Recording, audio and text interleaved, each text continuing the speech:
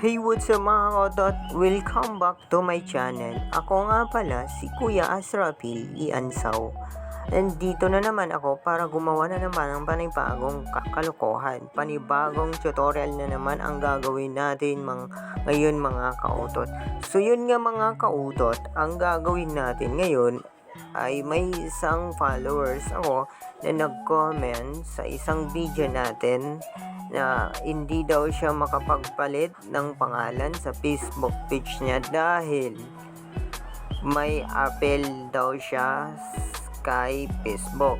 So ayan yung comment niya, bakit sa akin need pa mag-apel. So yan ang gagawin natin ng video ngayon at gagawa natin ng tutorial kung paano mag-apply ng apel kay Facebook.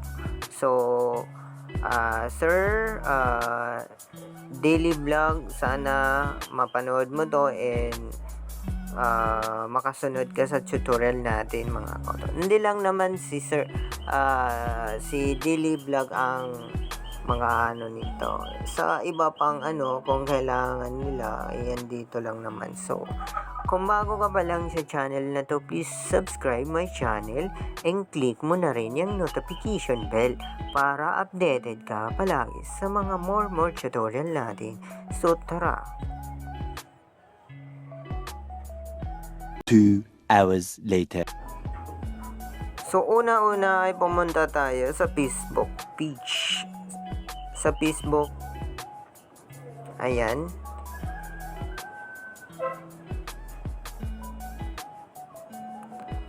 Punta tayo dito sa taas, sa 3 dot. Click natin yan. At punta na naman tayo sa professional dashboard natin. Ayan, huwag nyo napansinin yung mga ko, pulang-pula. Dahil isang buwan na ako hindi nakaka-upload ng video. So, baba lang natin.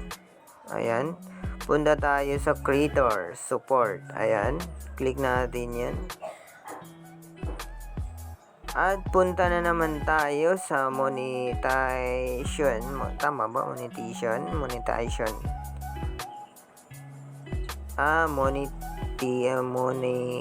Ang bobo ko.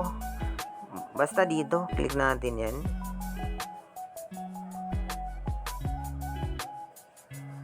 At punta tayo sa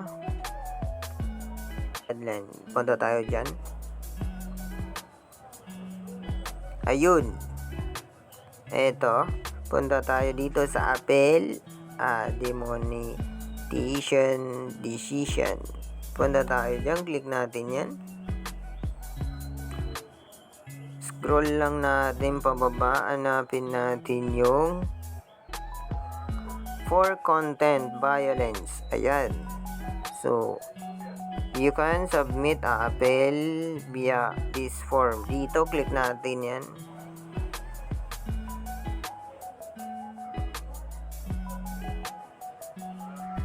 Sorry, may nang signal.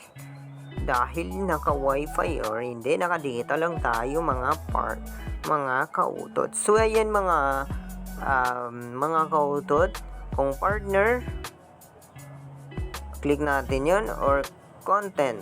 So, eto, ilalagay lang natin dito yung link ng ating Facebook page. At dito ay yung link ng ating video. So, ayan. Content dahil may violence tayo na video na ini-upload natin na hindi nagustuhan ni Facebook. So, kailangan natin yon i-report sa kanya or mag-appeal, mag-submit sa kanya ng information. So, kailangan sa akin is nagkaroon din ako ng ganun, nakatry ako ng ganun. So, ang ginawa ko, dinilet ko na lang yung video na yun. So, kaya nga kay Facebook ay dapat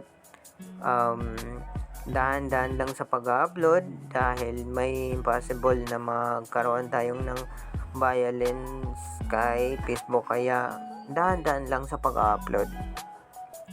So, pagka click ng copy link nyo ng Facebook page nyo and yung video, i-send nyo lang sa kay Facebook. So, yan lang. Ganyan lang kadali sa kanya. Mag-apply ng apela sa kanya or mag-send ng form sa kanya. So, kailangan natin yan gawin dahil hindi mamomonetize yung Facebook page natin kung bago ka pa lang gumagawa ng Facebook page. So, yung mga ibang may sahod na, so hindi nila makukuha yung sahod nila pag may violence sila. So, ganun lang kadali. So, sana nakasunod kayo sa tutorial natin. So, babus.